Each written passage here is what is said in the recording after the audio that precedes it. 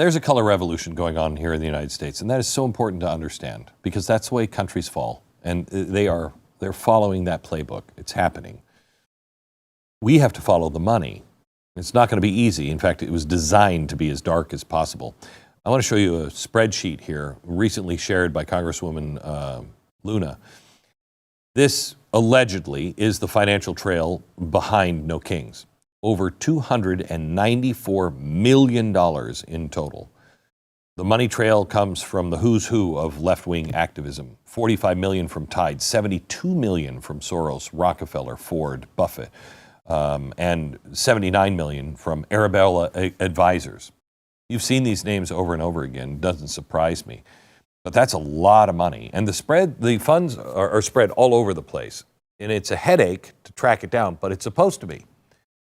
So I wanted to bring in a big gun because this guy has brought clarity over finances for a very long time. He is the best of the best. He's the president of the Government Accountability Institute, been tracking this kind of stuff forever.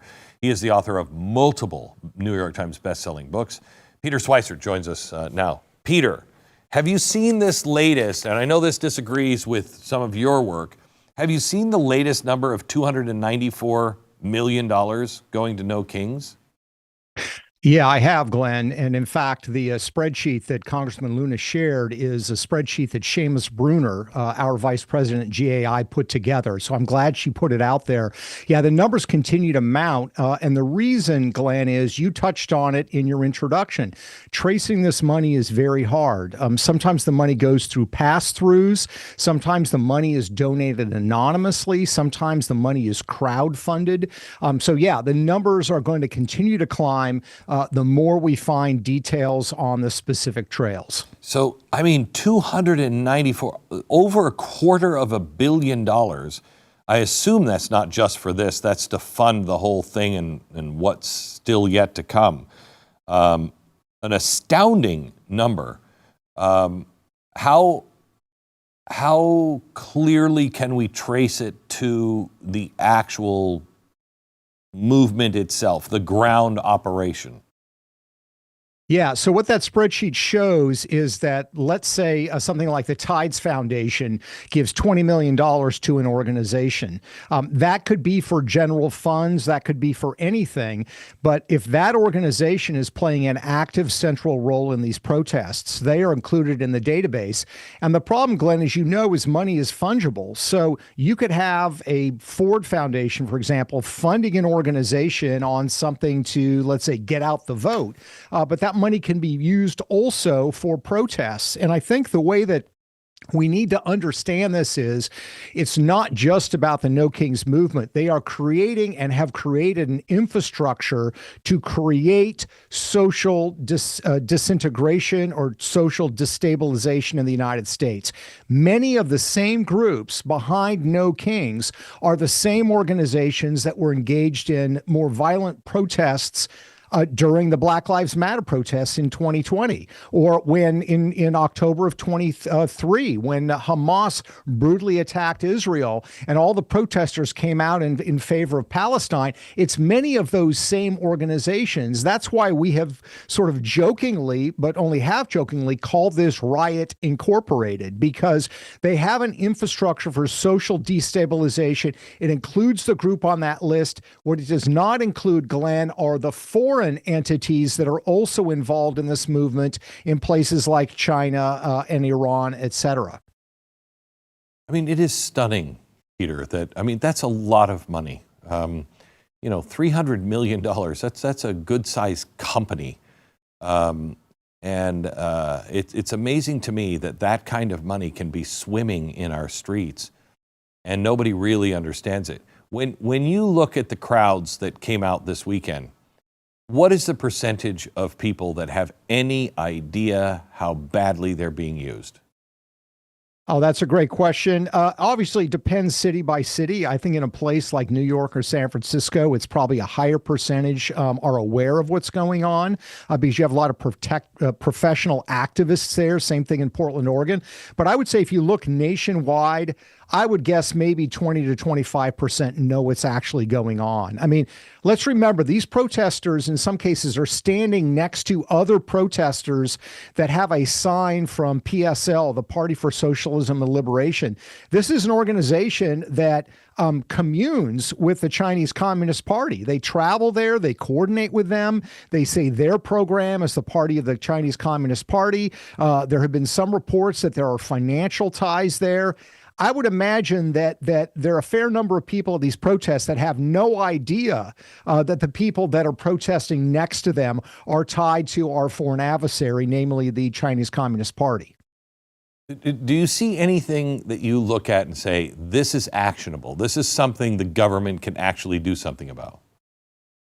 Yeah, I think the key thing is when you're looking at violent protests. What's very interesting to me, Glenn, is that the protests, the recent No Kings, the No Kings 2.0 protests, not a lot of violent activity. I honestly believe part of the reason is the president had a meeting in the White House, a very public meeting about violent protests. And part of that discussion was who's funding them and Department of Justice looking at entities that are funding violent protests. That's the reason I think we didn't see a lot here at No Kings 2.0 because of the deterrent factor, because there is actually a pathway. If you are a businessman, if you are a foundation, if you are an individual and you are funding an organization that is known to engage in criminal activity, meaning violent protest, arson, attacking police officers, etc., you could be potentially charged under RICO and other statutes.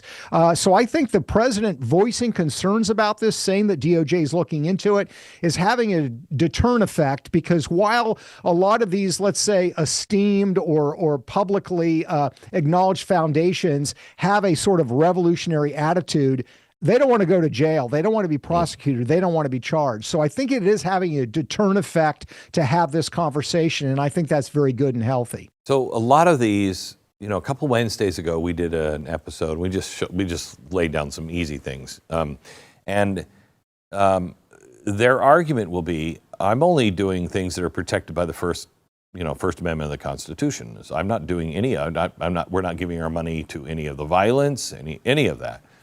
How do you get there, Peter?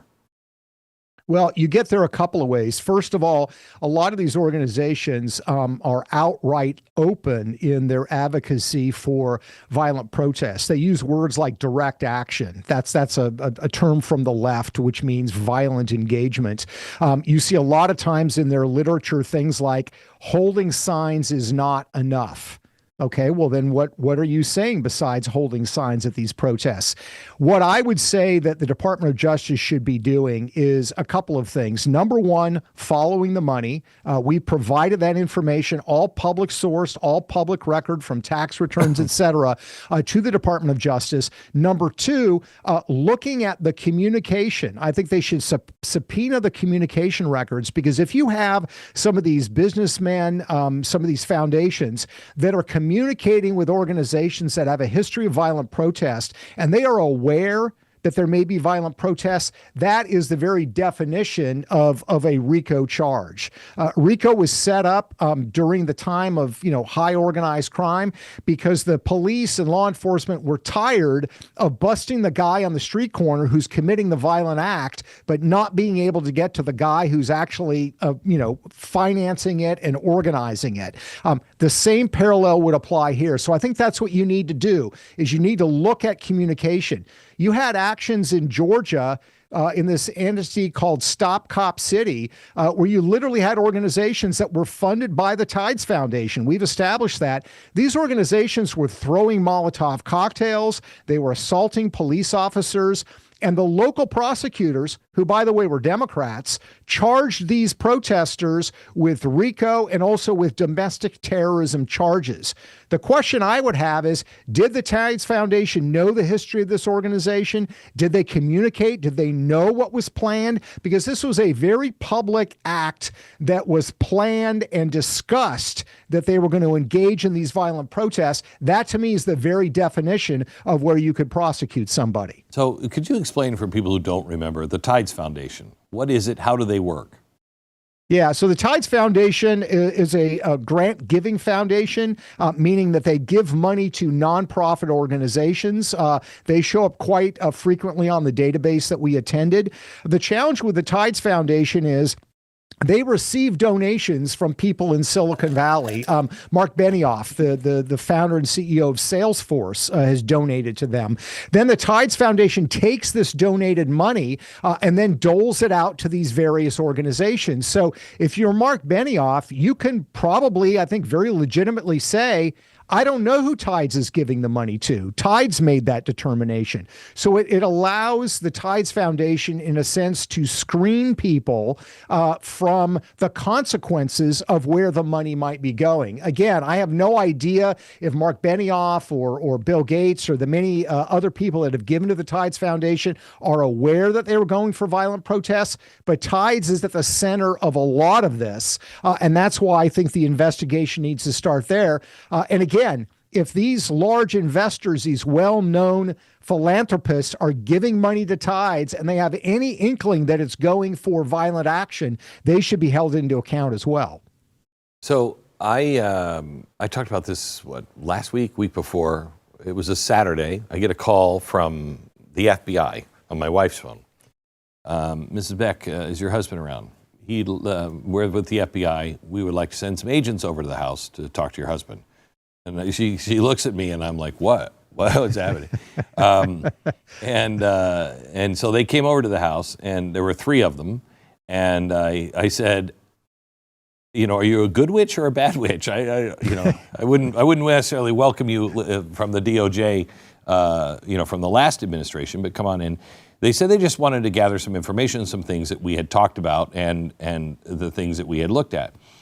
I was really shocked, Peter. I felt bad for the people who are actually fighting this fight, because you and I have talked about this stuff for 20 years. They haven't heard of it. No one in the Department of Justice has done any legwork on this in 20 years. Because they have just been ignoring it and turning a blind eye. And then when the Republicans get in, they get in for 4 years, and they weren't taking it seriously enough. How difficult is it for the FBI to be able to start from scratch and be able to get these people? Yeah, no, it shouldn't be that difficult, but I agree with you. It's all about the priorities of the people at the top. Yeah. And 20 years ago, obviously, there was a lot of focus on Islamist terrorism, et cetera. I understand that. But, they devoted their resources to going after Catholics in Richmond, Virginia. Right. Rather than these radical organizations. And what's very encouraging to me about all of this, Glenn, is, look, you and I both know there's a lot of information, a lot of exaggerated stuff out there on this subject that has no credible information. I've known you for a long time. The research that you guys do, everything's verifiable. Everything is sourced. You can hand it over and say, here's where we got the information. It's all credible. We work the same way. So I think it's very encouraging that the FBI is reaching out.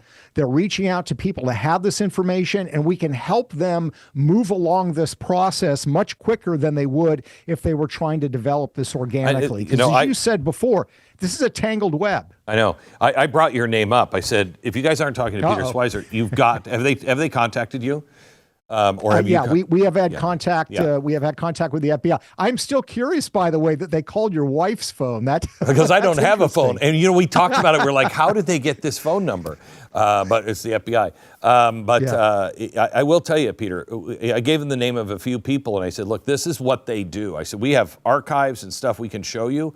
But these people are on it every single day, and I'm glad that you have reached out to them or they have reached out to you, because I like I said, I actually felt really bad for them, because they could have told me everybody who has seen a Latin mass in the last 5 years, but they could not tell me anything, and they really are. I mean, you could tell. The administration is pushing, and they want to respond and have some names. Here in Texas, they're going to start prosecuting some people, and they need the money connections. As they said, if we can track money and connect it, then the whole thing starts to come down.